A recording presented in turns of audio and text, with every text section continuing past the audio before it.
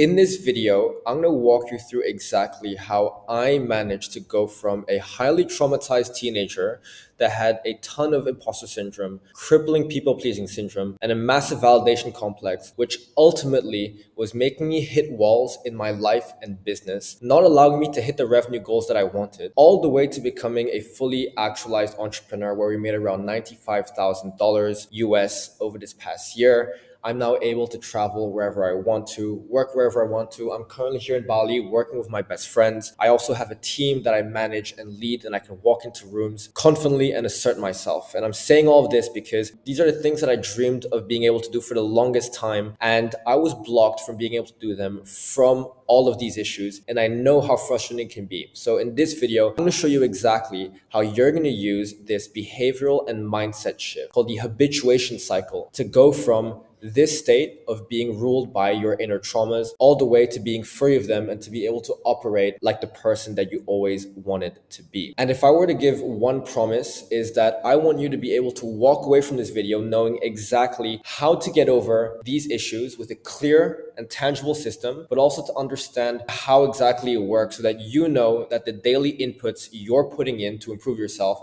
are actually working and you're not just guessing. Let's first dive into a little bit of a story. So this is me over here as a kid with a nice little smile. And when I was a child, I moved around a lot. My father worked for a company where we would move countries every 3 to 4 years. So every time I would start to make friends, everything would be uprooted and have to start all over again. I was also a very shy and introverted kid. Growing up Asian, there's a lot of cultural expectations for you. You're told not to take space. You're told not to search for conflict or not really to assert yourself in certain situations. And that caused me to go very internal. For example, whenever I'll go out to eat dinner with friends in primary school, I was always told to take the cheapest thing on the menu so that you were not a burden on other people. And also, unfortunately, while I was moving around, I also had an unfortunate case of bullying. Which basically ruined my self-esteem, my sense of self-worth. And this all caused me to go extremely internal and stay in my comfort zone. My natural reaction was to seek safety because there were so many perceived threats around in my life that I just didn't know how to cope with them. So the way I coped was to basically avoid everything. And this caused the creation of many different traumas that stayed with me until my adult life. And the crazy part was that I didn't even know I had these. And if you're watching this, I'm assuming that you're here because you're going through similar issues and you're looking for a way to overcome them because they are causing blockers in your life. You're hitting ceilings and you don't exactly know why. And what I was feeling specifically was imposter syndrome, people pleasing, and validation complex. I felt like I didn't deserve the successes or the wins that I got. I also feared rejection very viscerally, and I never wanted to disappoint people. And I also had a massive validation complex because as a kid, sometimes growing up in Asia, you're not rewarded in certain ways where you always feel like you need to overachieve. Like it's a high focus on education as a child where your self-worth is based on the amount of good grades that you get. And that's like a rat race, right? You always need to get good grades. It never really ends. And when you tie your self-worth to that, you get a validation complex. And this led to a host of different issues, like the need to always overachieve. When I got older, it caused me to have low income because I'd never reach for more. It also made me burn out quite a bit because I'll never be working for myself. I'll be working to please other people's expectations of me. And obviously you get your typical self-doubt, low self-esteem, addictive personality. I actually had an unfortunate bout of alcohol and substance abuse. And one of the very interesting things is that it makes you actually fear success. And I realized this quite recently, actually, because when you have people-pleasing syndrome, whenever you land a big deal or a big project or client, usually you should feel happiness, right? But I remember that every time I would land a big deal, I would feel fear. I would feel terrified because now I actually had to fulfill for this person. Now I actually had to become the person I said I was and that I knew I was, but my body didn't agree with me. And I had to actually make sure that I didn't disappoint them. And that prospect terrified me. And you can understand that if you fear success, and every time you get success, you feel that way, you're literally creating a ton of friction. You're making a wall You're building up a wall between yourself and your goals. And when you have to overcome a wall every time you have a win, it's very easy to see why you can start getting blocked from actually reaching your goals, where other people who don't feel this can just walk straight through it. And this caused me to essentially be a highly victimized individual. I got into partying. I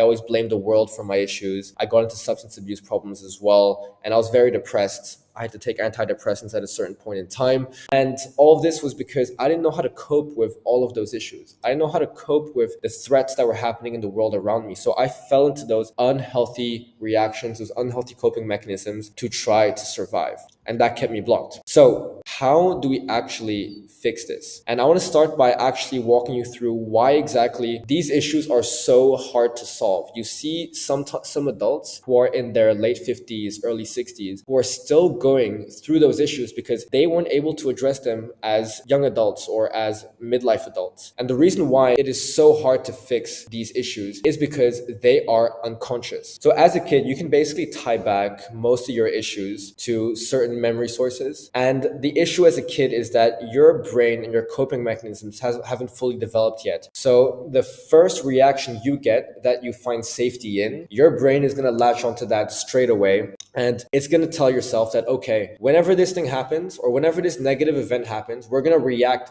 this way. And that is the way we're going to find safety every time we're faced with that situation. And like I said, the issue with that is that you're a kid. You don't know how to actually handle or manage your emotions. So most of the time, the coping mechanisms that you employ are unhealthy ones or dysfunctional ones. And over time, every time you receive that threat and every time you're reacting in an unhealthy way, you're reinforcing that behavior so hard that it goes from your conscious mind all the way to your unconscious mind, where you're applying these unhealthy and traumatic coping responses and you don't even know that you're doing them. You think that these are completely rational. And this is why, as an adult, it is so hard to actually fix these problems, because the way you operate and the way you behave becomes a black box. And what I mean by this is that you're unable to see into it. When things are unconscious, it means that you can't access them from your conscious mind. You don't know that they're going on. You think that everything is fine, but in fact, you're actually getting unconscious messages that go into your conscious mind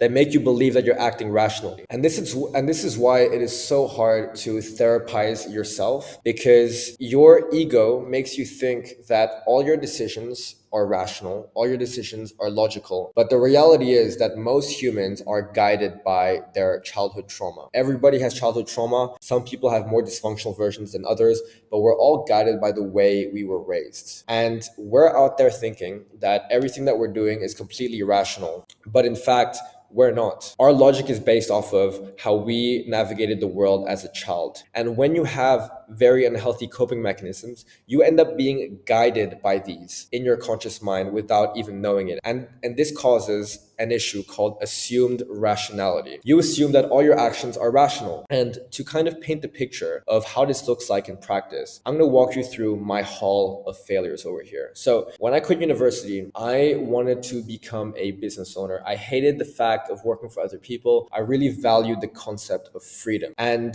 my goal was to launch a business, and I thought I was going to make 100K per month in my first year, because long story short, I was delusional. I saw everybody doing it. So I spent the years of 2022 to 2023 working 12 hours a day trying to build a profitable business, which never happened. And I never understood why I was having so much trouble finding success in business when people around me of the same age were finding success so easily. It made no sense to me. I thought I was doing everything that I needed to do. I was working so hard. I was putting all the inputs. I was watching all the Alex Hormozi videos that said, if you work harder, you will achieve your goals. But after months and months of doing that, nothing ever happened. And that was because the zone of safety my brain created never let me grow. And I had no idea why things never worked, despite being convinced I was doing the right thing. So what this looks like is that when I first started in business, looking back now, The first thing I should have been doing was I should have been taking on sales calls and I should have been sending out DMs to everybody to win business. But because of my issues and my people pleasing syndrome and my imposter syndrome, I viewed those actions as threats. I feared rejection so bad. So unconsciously, I avoided it. I was procrastinating. And I thought I was being productive by doing busy work, like creating resources. I was always planning. I was always stuck in the planning mode of planning when to start sales or planning how to take on sales calls. When the only thing I should have been doing was just doing sales calls, was just sending out DMs. And I was stuck in a loop of thinking I was being productive by planning. But the reason I was actually planning was because all of these issues made me scared to actually step out of my comfort zone and access the threats or face the threats that those actions would give me. And basically, my black box was governing me to do all of the wrong things because I wanted to stay safe. My brain wanted to stay safe. And this comes back to the fear of success thing. We are all looking. Our natural default state is to be in our comfort zone because your brain is made to teach you to avoid threats so that it can increase your survival. But the issue is that by living in modern day society, the threats we have are no longer getting hunted by a lion or not being able to eat. The threats we have are more socially based. We fear rejection, we fear disappointment. And we've basically made those threats so big in our heads that they govern our behavior. And with all the traumas that I had, those threats were so big that I was unconsciously putting myself in my comfort zone and not letting me leave it so that I would stay safe. And all of this was while I assumed rationality on all of my decisions, when it was the most irrational thing ever. And the reason why I was not successful was because I wasn't doing the right things. I was being guided by my unconscious coping mechanisms and trauma. So by now, I hope that we've painted a picture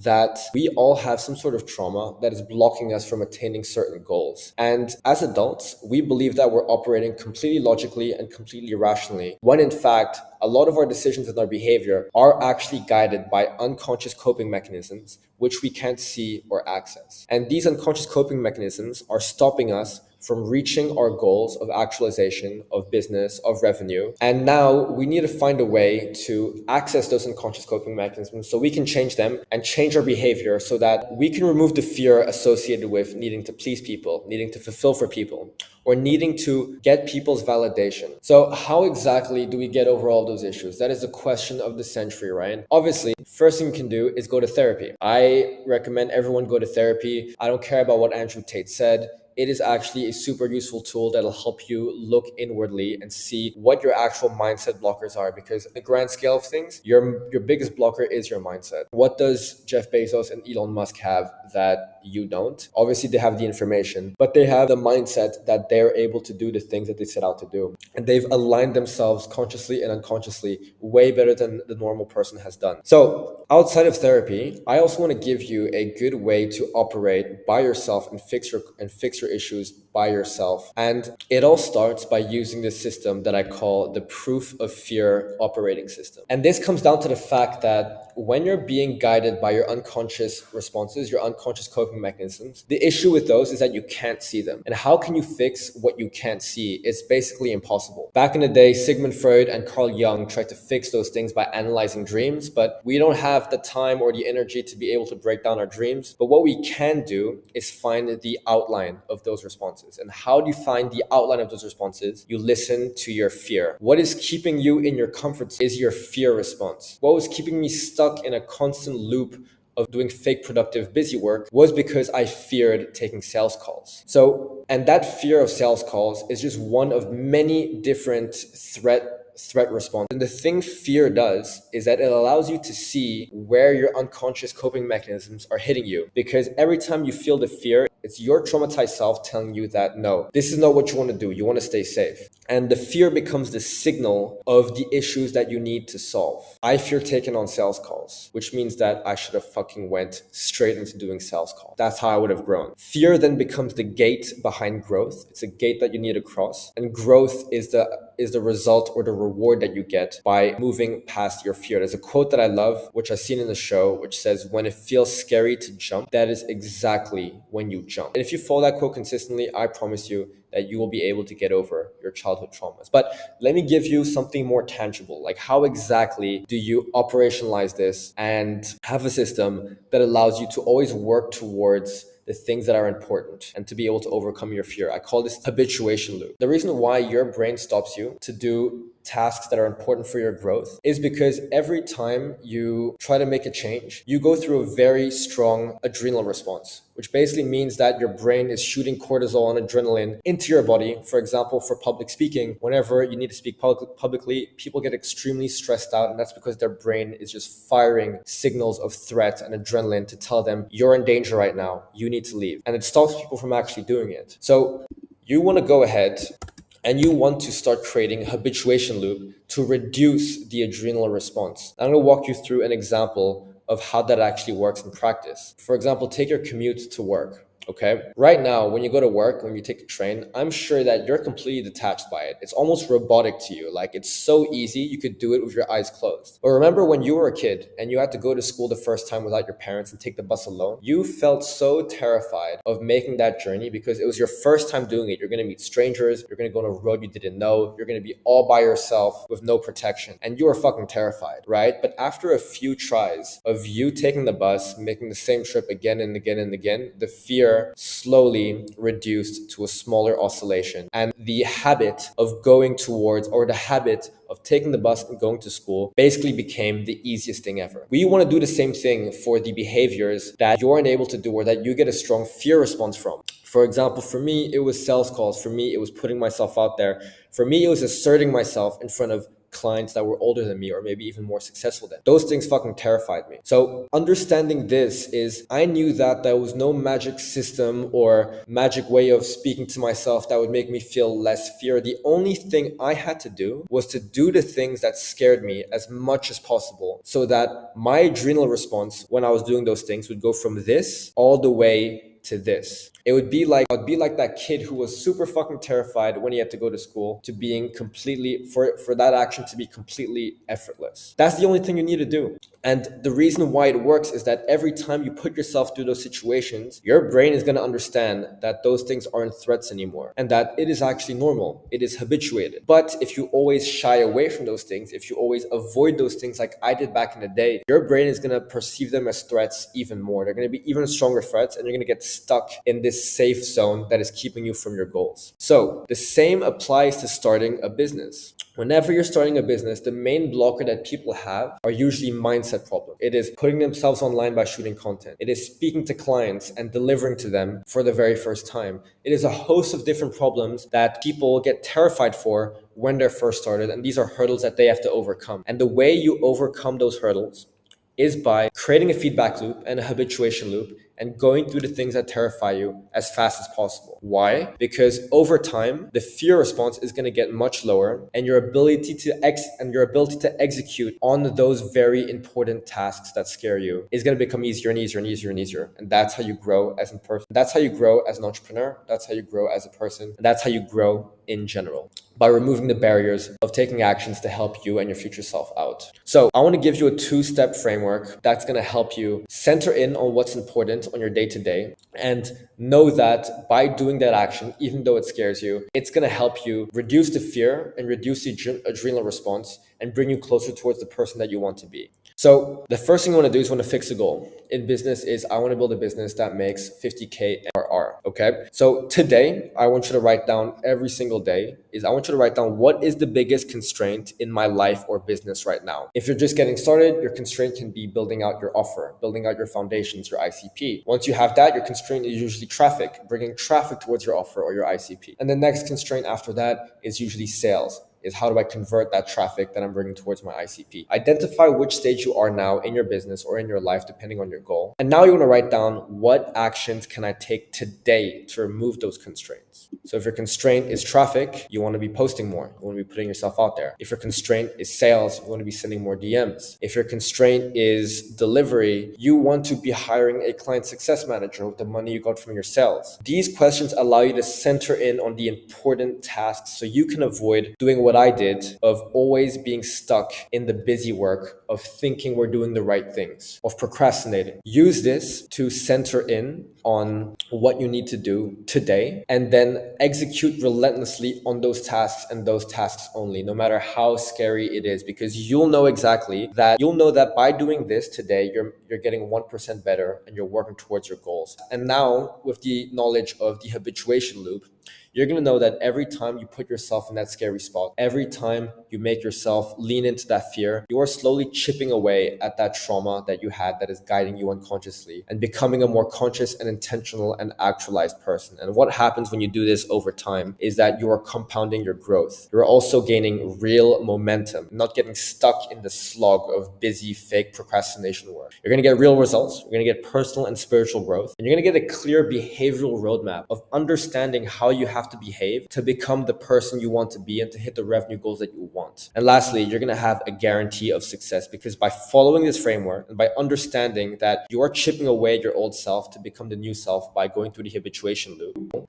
your success of being able to overcome this past traumatized person towards becoming the ideal version of yourself, making the money that you want, no longer becomes a question of if, it becomes a question of when. I want to go for a recap and go through everything that we've gone through today, because solving this one thing is going to be key to your life's growth. Because what's stopping us most of the time isn't a systems problem or an information problem, it's a mindset problem. And the second you understand that a lot of your conscious decisions are actually being guided by unconscious and unhealthy coping mechanisms. Once you understand that the way to perceive and see the outline of those unhealthy coping mechanisms is by fear, you realize that fear becomes your biggest compass. In fact, you don't want to be moving away from fear. You want to be leaning towards it at all times. And if every single day you force yourself to behave in a way, to confront fear, to lean into it, to live with it, you're chipping away at the parts of yourself that were traumatized. You're chipping away at your syndrome, your people-pleasing syndrome, and your validation complexes bit by bit by bit by bit, because you're telling your brain that the things you used to fear, the things that caused you as a child to act a certain way, are no longer threats. That is going to tell your brain that we can actually start to relax now. We can actually stop being in survival mode and start thriving. And by identifying where that fear is, you're going to be able to overcome this issue of a black box and actually see what is inside and see what is guiding you unconsciously. And then all you have to do is lean into the fear, habituate yourself to the things that used to terrify you. And by taking that action day and day by day by day by day, that is how you grow into a fully actualized version of yourself. Cool.